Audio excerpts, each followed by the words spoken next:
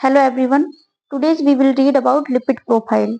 It includes following tests, that is total cholesterol, triglyceride, high density lipoprotein or HDL and low density lipoprotein or LDL. Total cholesterol, its value should be less than 200 mg per deciliter in the plasma. If it is increased more than this, it causes the risk of coronary artery disease.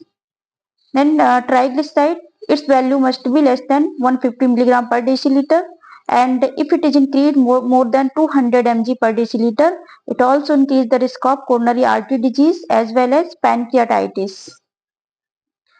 Then HDL, it is also called good cholesterol, and its value must be more than 60 mg per deciliter.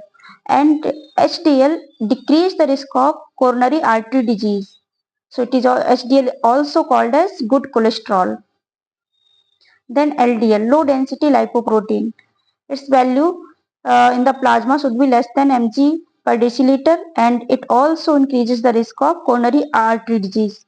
So all these three causes increase the risk of coronary artery disease, but HDL, it causes decrease the risk of coronary artery disease. CAD is stand for the coronary artery disease.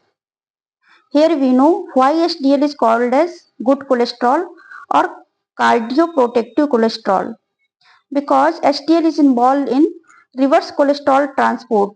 Reverse cholesterol transport means HDL transport the cholesterol from peripheral tissue to the liver, and further it is excreted in bile. So it decreases the accumulation of cholesterol in the blood vessel. So it is the good cholesterol or called cardioprotective cholesterol. Thank you.